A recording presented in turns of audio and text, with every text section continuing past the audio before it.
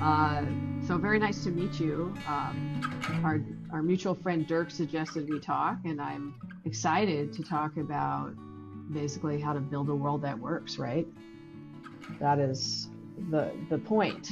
Um, and I guess just to start, maybe for people that don't know who you are, and I'll explain who I am, but who are you in this world, and what do you do? I'm Auke Hoekstra. I work in the Netherlands at the Technical University of Eindhoven, where I had a large research initiative that I started, 40 researchers, on the transition from fossil fuels to renewable energy, and more specifically, the sort of nitty gritty details to get that right on many different levels. Also have my own company, 10 people working on making energy models, most of all local energy models. And I like to be on Twitter and Blue Sky and media a lot, basically to explain how we can make the shift from fossil fuel to renewable energy. And that's a little bit more complicated than simply dumping one and phasing in the other. But actually, if you know, for example, internet and sort of connectivity things a little bit, it's a not too complex world, and I hope we can dive more deeply into it. Well, I'm Leila Conners. I founded Tree Media with a background in international politics and economics. I come to this environmental conversation over the last 25, almost 30 years now, watching, you know, global movements toward, building civilization that lives inside Earth cycles, right? That's how I look at it. And you know, I come at it from also just talking to people who've been building this transition and thinking about it and all of those things. What I find very interesting, though, now is the nitty gritty, as you said, about how we get there with renewable energy. Because when people, young people, especially in the cities, let's say, people who are more living in head spaces rather than manufacturing, for example, rather than engineering, people that don't build things, people that don't understand grid technology, or all of those things, it seems great to just put a couple of solar panels up and windmills, and it theoretically sounds fantastic. Um, having messaged in this space for, that long, we still haven't arrived at a lot of these arrays that need to be in place and the windmills and all of the things, right? We haven't achieved it. And I'm highly aware of also Mark Jacobson's work out of Stanford of creating that pathway of how to go off of fossil fuels to renewables. And I've done so many pieces on let's go do that, right?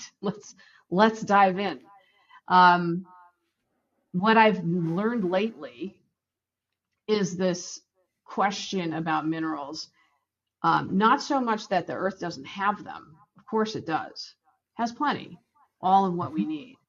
The problem really is the availability of these minerals and the mining activity and the permitting and the NIMBYism. People don't want mines.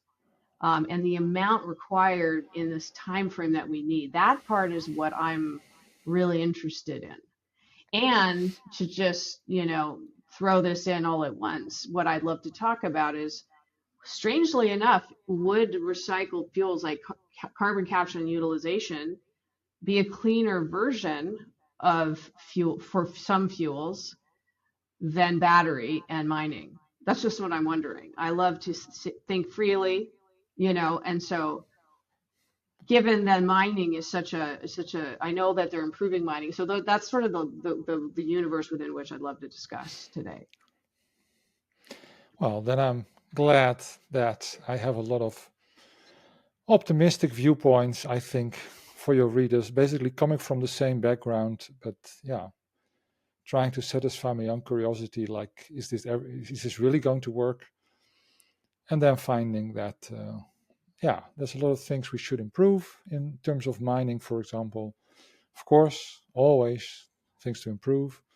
But yeah, I think, to be honest, that the whole frame, the whole story around it is determined more by yeah, what we're used to. I think a lot of people sort of consciously think, now we're replacing oil with something else that is probably just as bad. And I think it's simply order of magnitudes different on many different levels. So I'm not denying anything. I'm just saying if you Sure. quantify it, it looks very different all of a sudden. It's Yes, of because course. it's a fascinating conversation to have, I think. Yes, I think so. And I think we're at a time where we have to have these conversations. Um, Exactly. so the first question is, let's discuss my availability of minerals. So I saw this chart from Benchmark Minerals that talked about in the next 5 years, we need something like 60 new copper mines, 54 new lithium mines, in orders of 20 nickel mines, more coal. It was funny because it's almost like if someone is asking for more renewables, they're also saying, let's dig more cobalt mines. So, um, from where you sit, where are the mines going to come from? Where are these minerals that are going to support our renewable transition? Where do you think those mines are going to be? Well, first of all, I think it's important to state that we're going to close more coal mines than we're going to open renewable mines if everything goes as planned. So just to be sure that we are on the same page about this, the mining surface is actually going down that way. So we have new mines we have to open, but there's a lot of fossil fuel mining and pipelines that also sometimes are a little bit problematic when they leak and that sort of stuff. We need that less, and all of it's also important to acknowledge. For example, I don't eat meat, partly because the land use is so incredibly high of meat, and agriculture uses about 50% of habitable land, so to speak. So that's a really big problem. Our infrastructure, our basically cities, that sort of stuff,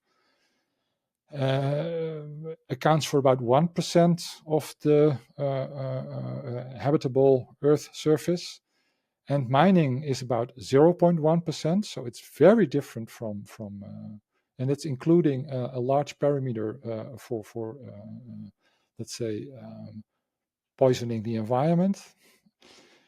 And if you look at renewable mining, we're talking about at most a tenth of that, so 0.01% of the Earth's surface. So, yeah, to be quite honest, if I was a monkey or something living in the rainforest, I would say the fact that it simply takes 5,000 times less space is kind of interesting, because it also means we will cut 5,000 times less trees. And of course, mines look awful, and we need lots of them, but on the grand scale of things, they're not one of the main uses of our land, so to speak. So that's one nuance. And yeah, where do they have to come from? Well, for example, America has more lithium. A lot of people talk about lithium. Lithium is, of course, the component that we're probably going to use massively in batteries. There's some sodium batteries on the horizon, but practically speaking, lithium batteries are the most interesting ones. Lithium is by far the lightest metal and also has very nice properties for batteries. So yes, lithium has to increase dramatically. True. But lithium right now is a super, super, super tiny mining operation compared to, let's say, nickel or cobalt or copper.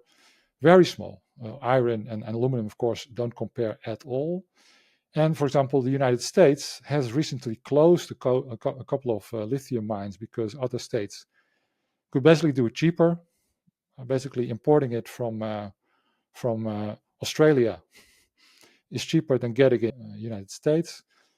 But the United States could quite easily, if NIMBYism wasn't a thing. I'm not sure where those lithium mines are exactly, and if there are, let's say, in more in Dust Belt or there's probably not city territory where they are planned. So I have no ideas about the amount of NIMBYism, but I think at the moment Australia is happy to provide most of the lithium. First it was South America, now it's mostly Australia.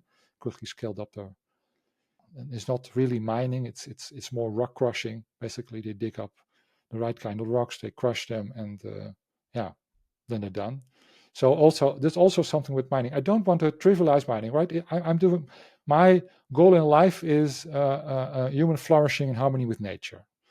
And mining is not exactly in harmony with nature. I completely get that. But on the other hand, just imagine that this would work.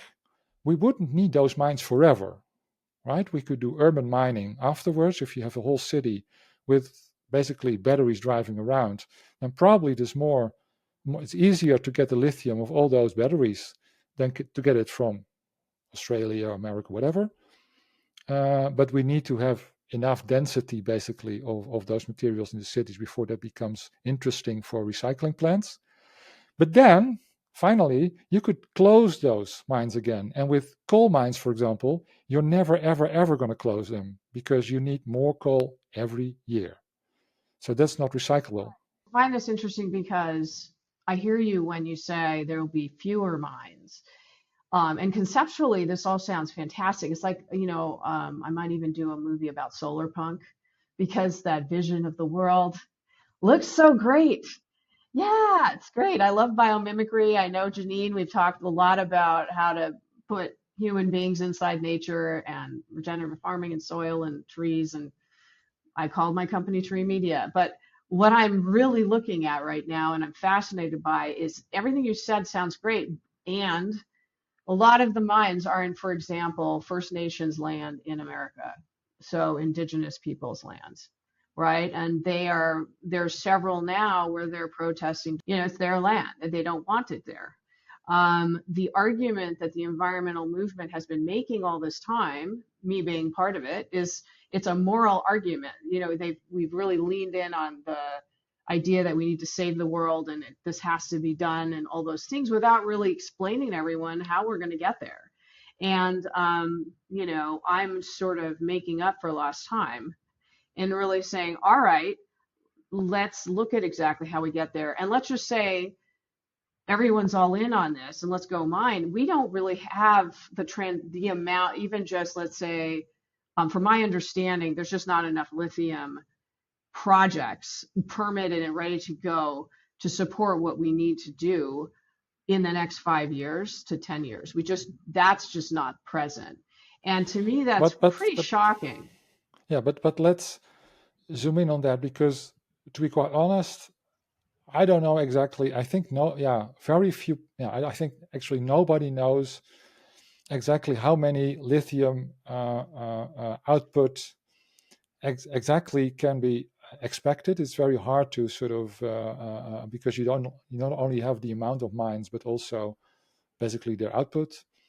What I do know is that there's been like 50 billion or something invested in battery companies, and either these guys are all completely crazy out of their mind and putting everything they have into something that will not get the lithium, or, and I think more probably, they have dig into this a little bit further than we have and made sure they had some contracts to actually get the lithium they needed to scale up their companies, to scale up their industries. So to be quite honest, I think the guys, basically the market that gives you the best indication of will there be enough lithium is the battery manufacturers. When they don't complain about this and complain about oversupply, and that's what they're doing at the moment, then I cannot really say that, apparently we're not going to have enough lithium, because how can it be that all those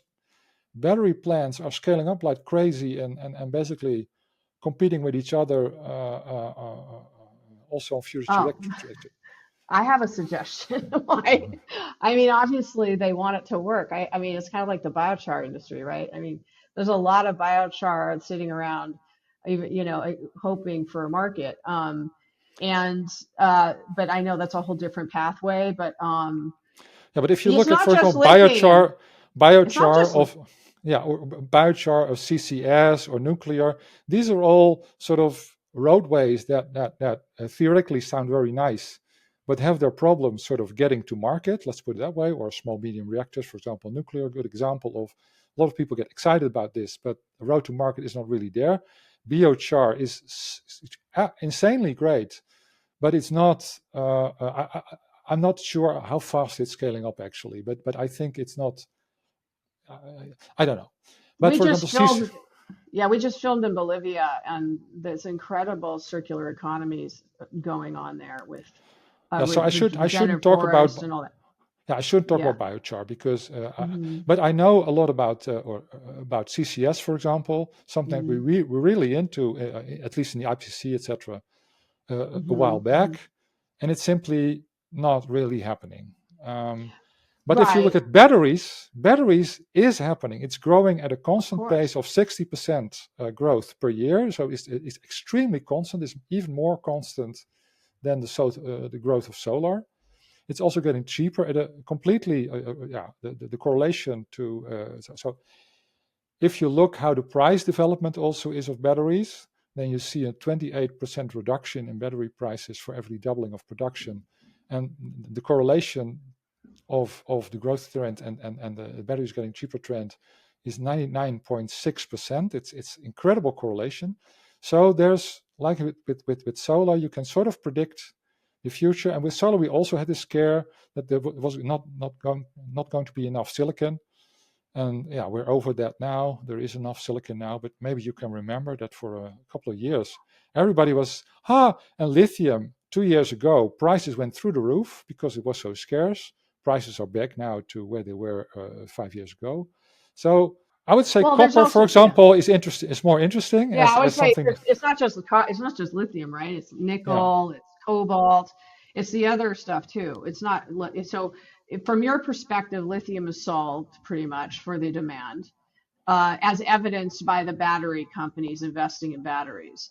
Yeah, but Um, also if you look at the amount of lithium that we know where to find worldwide, for example, mhm. it has a almost perfect correlation with how much lithium we produce. So basically, if we produce more, we also we go looking for more, we find more.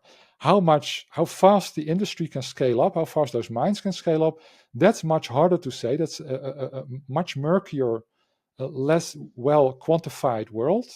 So the USGS is very helpful in sort of quantifying the total, for example, flows and total how much resources and how much mining does occur worldwide. But how much mining is planned to be occurring, that is very murky. We don't know. So, but I'm saying lithium is, in my mind, indeed pretty much solved. Is one of the easier ones, to be quite honest. Also one of the smaller ones. But indeed, nickel and copper, I would say, are the most, yeah, potentially problematic ones. Okay, so and I know that Russia has a lot of nickel. I know that there's nickel in Africa, and I think America has nickel too. But I'm actually not sure about that. And that's I should have had that all. My little cheat sheet should have been there. But that's the one thing. Yeah, I think that's the interesting thing. I think about as I say, the devil's in the details, and exactly where and how are these minerals going to be made available to support the ideas that we're putting out there as we shut off other forms of energy, right? And I'm trying to also understand why other people are still exploiting, fossil energy. Is it because they see this problem? Is it only because they're greedy? Or is it true that they actually see, like, we're not quite there yet? I don't know. I'm just putting that out there. Okay, but that's also two questions basically. The Yeah. nickel stuff and why do people use fossil fuels still? But the nickel stuff, yeah, where should nickel come from? Well, one of the problems is we in the Netherlands have that Indonesia is a very nickel-rich country. It's a sort of a former colony of ours. Oh my God! So we feel sort of responsible for the mess we made there. But at least in the media, it has more attention. Let's put it that way.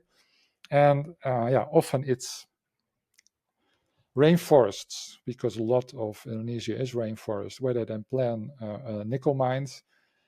Truly awful, Then again, sorry, but then again, if you compare the awfulness, basically the amount of orangutans losing their habitat because of nickel mines with, for example, palm oil, it's not even a fair comparison. It's many orders of magnitude different. So biofuels are a much bigger threat to the rainforest than mining could ever possibly be. So yes, problem, but every car that drives on biofuel that might, for a very small percentage, because we don't rule the world and we cannot really rule it out, comes from land that's also using palm oil indirectly or directly in Australia, has much bigger footprint than somebody driving a nickel cobalt battery, which is also temporary. We talked about this, urban mining. And more importantly, I also had a discussion with Michaud, who is famous for saying resource will be very problematic. He, first of all, thinks that we need 2 months of battery storage in a renewable system. And well, Mark C. Jacobson or a lot of others will say to you, no, you have seasonal storage and you have battery storage. And to do long-term storage with batteries, like two months of worth of storage with batteries, that's where creationist lies. So you do that with hydrogen or some other form of a fuel. That's a tiny part of the whole energy flow, but it's not something that you're gonna take months of batteries for. Doesn't matter. Those batteries also, apart from the fact that you need about 10 hours of them instead of, let's say, 2 months, are not going to be nickel, cobalt, or manganese batteries. No way. They're going to be lithium iron phosphate batteries or sodium batteries.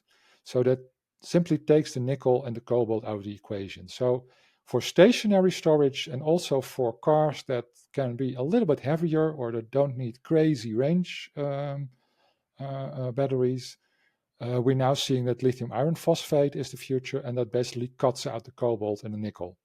Mm-hmm. Also, to be honest, because it's expensive. So I think not a lot of things happen. I mean, maybe a lot of my personal choices are because it feels nice to do what you say. So that's why I'm a vegan. That's why I have an energy positive house. That's why I don't fly, at least not for, I think, 13 years now. Never say never. Something really important happens, I'm going to fly. But so drive electric. So I'll take this stuff seriously. But most people, I think, will change it either when it feels good or when it's cheaper. And I think that the last is often going to be more important. So we shouldn't be too shiny. Yeah, we shouldn't think, we shouldn't convince ourselves that just because we think it's important, everyone will adopt it. So fortunately, the reason I'm doing this is because during my sabbatical about 70 years ago, I found that wind, solar, batteries, electric vehicles, heat pumps would all become cheaper than fossil fuels. It was like really straightforward from a technological kind of perspective, really straightforward extrapolation that I can still sort of point back to and say like, yeah, it was already pretty clear back then. Didn't need to change my predictions much. And then I thought, when it's cheaper, then people will adopt it because the earth will simply turn into one big waste belt is apparently not going to convince enough people to do the right thing, which is a very cynical thing to say. Well, it's true. Yeah, it's just true. Yeah. We have to be realistic. Just to jump just a little bit on the Indonesian mining, that is also interesting. Having just done so some of the work I do have to fly so I can see people on the ground and see what they're doing. I understand. Yeah. We did offset, but I know it's just permission to pollute, whatever. It's just, that's another conversation.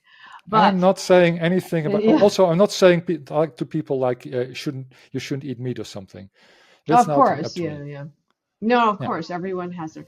But what I would say, which I find interesting, is the mining in the global south for our benefit is also optically very colonial, in a sense.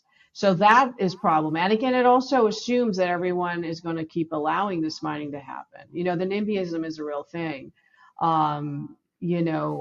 conceptually, it's an interesting point of view to say, well, it's a lot less than fossil fuels, it's a lot less than palm oil, but it isn't in, Amsterdam, or it's not in, Uh-huh. you Uh-huh. know, San LA's Francisco. suburbs, San Francisco, and everyone's like, yay, let's go renewables. And, it's all coming from other places. And I was talking to the benchmark mineral guy about cobalt and the kids mining and the optics of that and the reality of that. And he said, well, actually, those are artisanal mines, and actually the real mines are highly regulated and they don't have those things, but yet that still happens. So I'm really trying to get real about what are environmentalists calling for.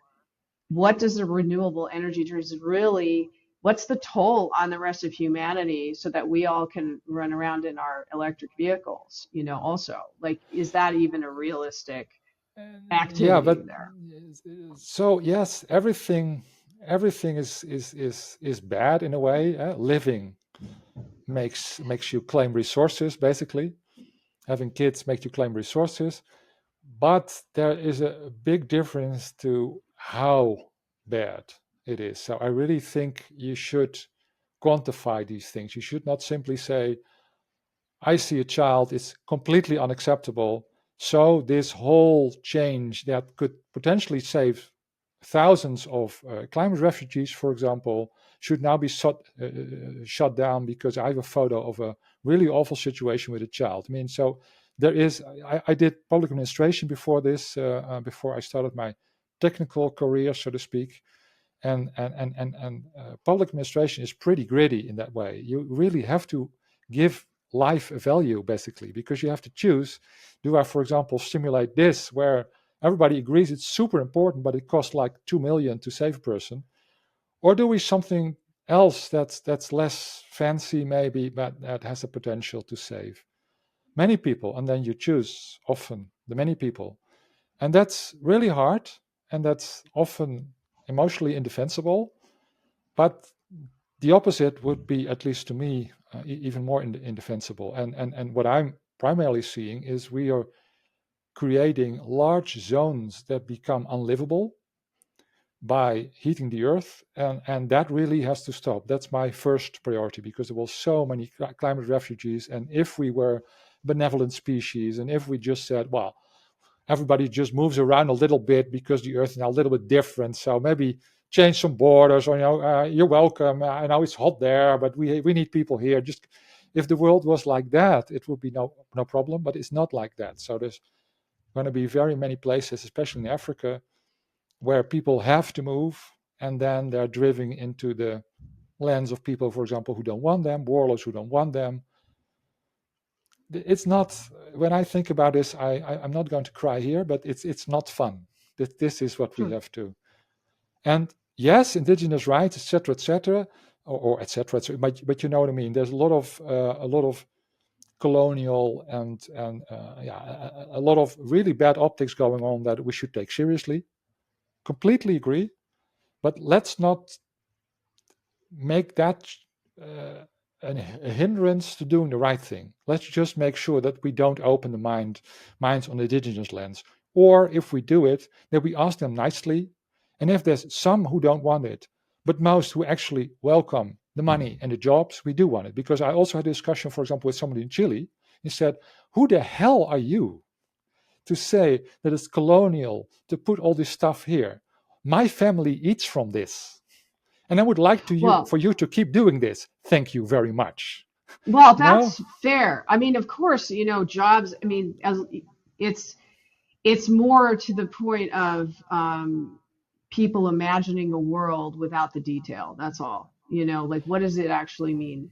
And of course, like when we were in Kenya, where there's a spontaneous emergence of direct air capture due to their geothermal and the basalt rock formations in the Rift Valley. That's homegrown. It's their jobs. It's what they're doing, right?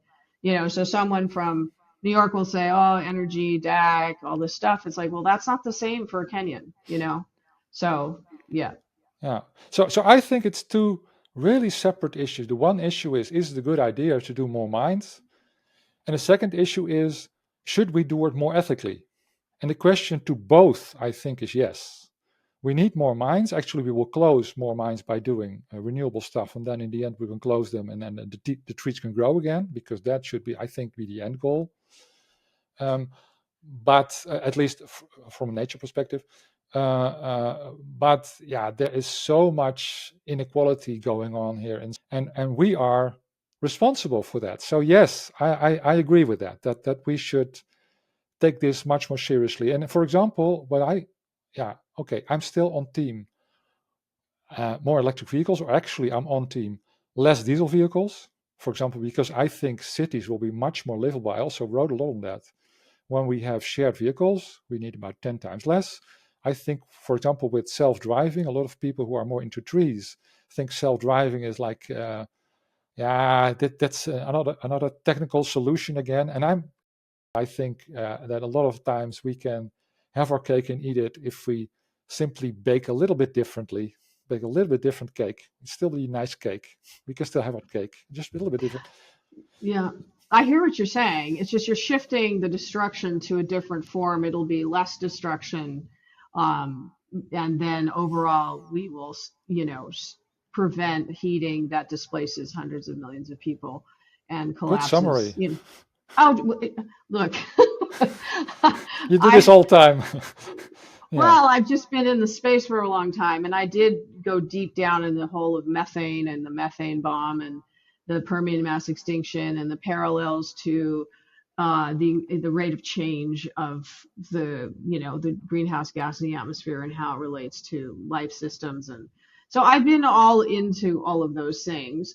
I also understand that we've, there's been such a contention that is not helpful when it comes to moralizing about pathways, and that's caused such a reaction and a delay, especially because maybe I decided let's look under my own hood, in the hood of what I've been thinking, and really poke holes in it, because so even though I'm asking these harder questions, it's only because I've been around this for a long time, believing that this was the only way.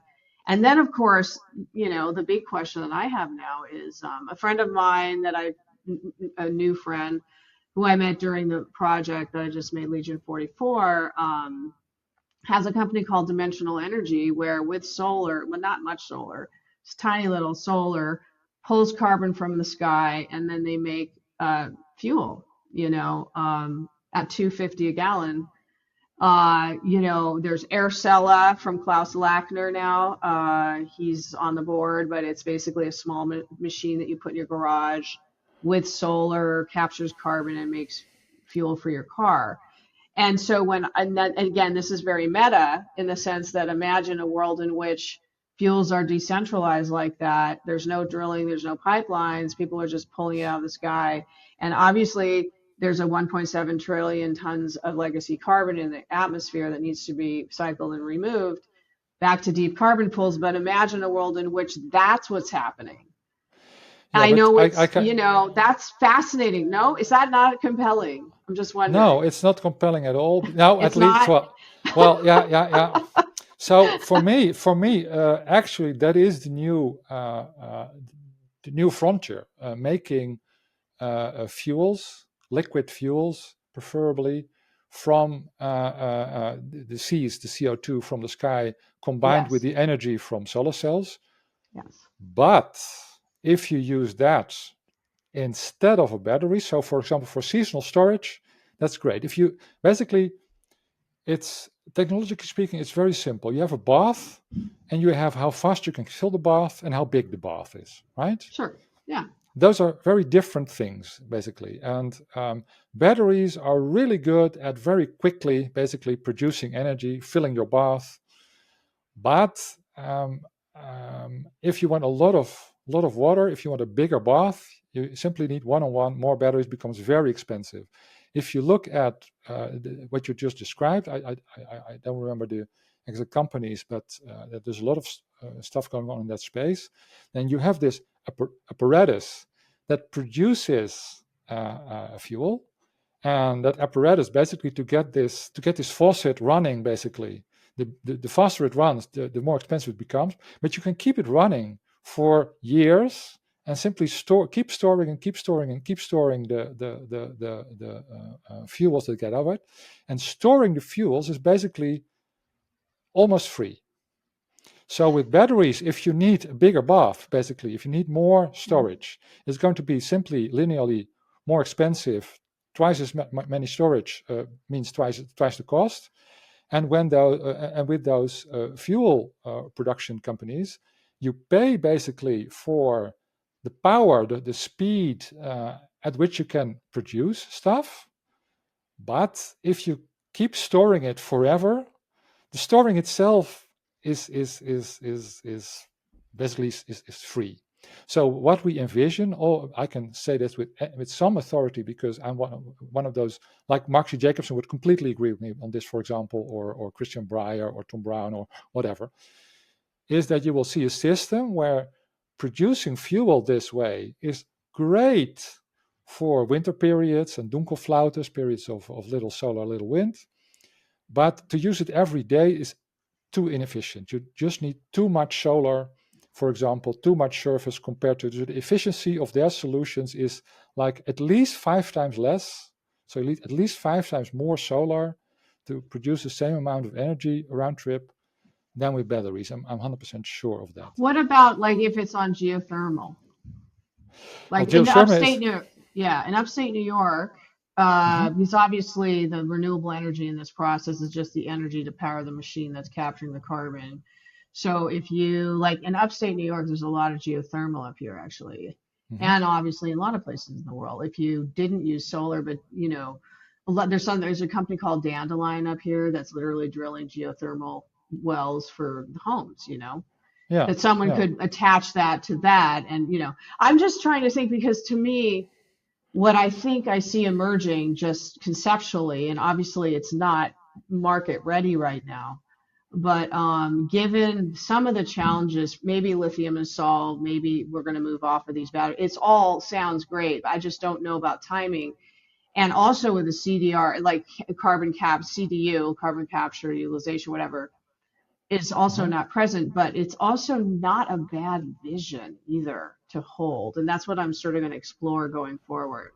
Because what I can say is that when I sort of try to take those myriads of pathways and try to sort of simplify it to a message that I can sort of defend, I'm saying, well,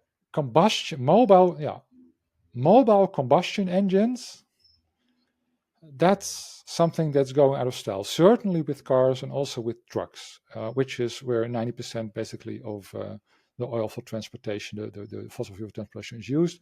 But also, there's no chance in hell, and you can quote me on this, and I'll gladly come on your program with someone who says otherwise, that the route to make basically solar and wind electricity into fuel and then burn it in a fossil engine is never going to be competitive to putting it in a battery.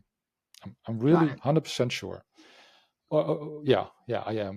What is sure in this world, and it also sounds like sort of a superposition you want to take. That's not at all what I mean. I'm just curious. No, yeah, it's just I'm not saying I'm I'm the man here. You have to listen to me. That's not what I mean. I just mean scientifically that 99% of people who have looked very deeply into this will agree with this, I think, and I can get a good discussion going with anybody who says this, and they will in the end agree. Okay. Combustion engines, yes, it's ending. Don't get me wrong. I love my electric car. Yeah, I love my electric car. It's great. Yeah, but that doesn't mean there's not a future for fuels, because there's many situations and we need a lot of it basically like farming to store. Vehicles, probably farming vehicles. They're so farming big. Vehicles are also a super interesting example, and the problem is not only that you need a big battery for that, but mostly that you need this big battery a very little part of the time. There's some days in the year that they need to go 24/7 and really need to do stuff, and then there's probably going to be like 3 months or something that it hardly needs to do anything at all. Now, for that kind of use case, having batteries for these peaks and then having them do nothing for the rest of the time, super inefficient. So in these cases, for example, fuels might be so. I made some caveats saying Hmm. cars, trucks. Like construction, I've noticed because I live in the woods now, which was it's also very interesting moving out of the city, especially in America right now. And you look at all these people working very, very hard, and they have the big trucks, and they have these, they have machines that have to build the bridges and build the homes and farm and all this stuff. And yeah, so But the question here is intermittency. Is it not used a large part of the time? Don't sure. use batteries. If it's used very often, do use batteries. And for example, also construction sites, also sound is often an issue. People are very Mhm. happy when it makes less noise. So Sure. for these kind of situations, what we are already seeing is that you basically drive a big battery every day, if need Sure. be, to the scene, and you charge it somewhere, because usually the problem is the grid connection is not big enough to support Oh all yeah. this machinery, but also during the night they don't use. So if you have a battery that just does day-night cycle, so you basically can make. So that's what I do, right? I make models, basically saying what technology has a good business case here, and then I get very excited because I see there's new possibilities. But I also see, for example, that for farming tractors, that's one of the hardest things to do. Yeah, I've noticed that. And speaking of also other thoughts, and then we'll talk about grid another day, because we should probably wind this up for this one talk. But I could talk about I grids all day. great. Let's talk about another time. But we have gravitricity. Have you run across them? Yes, I well, love there's many people who do basically storing power with gravity. I love that idea. That sounds so ingenious, and it's not. Well, It seems great. Come on. yes, it seems great. It's just if you look at how much materials you need to lift a certain amount of tons and then lower it again.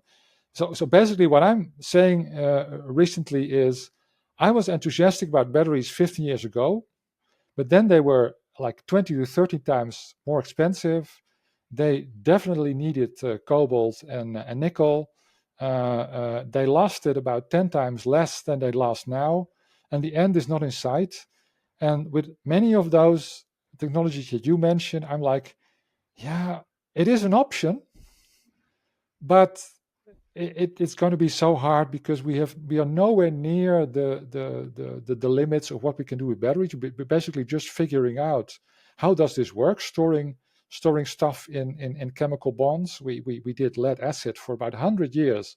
Nobody asked, can we do something better? That only came with a mobile phone and a laptop. Then all of a sudden people sort of asked, for example, good enough, like, is nothing better possible? And he said, well, if you look at the table of elements, lithium would be a logical choice. So why has nobody developed that yet? Well, nobody asked. Do it. Yeah, that seems to And be the way we are. Well, and that's why I'm asking about this car, because since we basically just mine the sky, it seems really great. I mean, talk yes, about a meta concept. I mean, it's decentralized. anything that competes with nature, you have to be very careful. And for me, mines also compete with nature, but at least less. And theoretically, you could even go down. And theoretically, you need very little surface for mining. We do that because it's cheapest, but theoretically you could go down and could Well, mine. remember, if you'd go down what nature would do, which is very the biomimetic discussion, maybe we just close with this for now, but like recycled fuels is very biomimetic in the sense because that's what nature does. It takes the carbon up, takes it down, uses it, takes it up, takes it down, uses it, doesn't go into the ground, and you know what I'm saying? So Yes. there's something to that. I mean, there's something. It doesn't mean that I'm obviously not anti-renewable energy at all. I'm just trying to understand the dynamics of what it means, and the mining thing is no small feat, especially because the assumption is that all of it's going to work itself out. Oh, it's going to be fine. We're going to like just do it. And maybe we will, but right now, like today, we don't have access to what it is that we need. We might turbocharge the mining. And I think that's what Trump obviously is onto with his rare earth minerals discussions. Um, Not just Trump, but everybody, like it's Mhm. more overt now. It hasn't been a discussion. I mean, we haven't really been talking about, I mean, I know some people have been talking about mining, but it hasn't been in the frontal lobe of climate conversations, let's just say. I agree with all that, except that you also have to look at efficiency. So, for example, Hmm. yes, nature recycles, and it takes hundreds of millions of years, and we don't have Yes, those timescales at the that's moment. true. So I think we should also find a technology that makes us live within the boundaries of nature, and sometimes that doesn't mean imitating nature, sometimes that means improving on nature. For example, solar cells are simply super efficient, and for our very specific use case, electricity, which we like to use for a lot of things, it's simply better than using a plant with leaves. It would both work, but you simply need, you compete with a lot more with nature if you go the bio route. So I'm like, basically what I'm always trying to do is figure out which route competes with nature the least. I see Interesting. us, I like that. I see us as basically barbarians at the gate from nature. Well, not really, because I also like the fact that we have Wikipedia and we have can use modern tools to have these kind of discussions. I also like that. Come on, that's also nice, and to have children that don't die most of the time when they get born. It's nice to have healthcare and that sort of stuff. Not natural, but really nice still. But apart from that, we should try to do that in a way that leaves Earth open for nature as much as possible. So I think Monbiot, for example, you also probably know him very well. We're very much on the same wavelength here. I think he says basically land use is the most important issue of all. Every hectare, every square mile or kilometer that you can free up for basically trees, woods, whatever, is 1 square kilometer one. And I that's how I agree. look at Yeah. it. Oh, yeah. Amazing. Well, let's end with that. I have a lot of other questions to discuss with you, but maybe some other time we'll have a couple more of these. This was fun. Okay, well, thanks for having me. And really good luck digging into also the stuff we should be aware of, not just the stuff that looks nice, Yeah, but also the downsides. fantastic. We could Well, talk for hours. yes, we could. Well, we will over the years. All right. Well, thank you for Okay. your time, and Thanks I'll you for let you having know me. when it. All right. Have a Okay. great Bye evening. bye.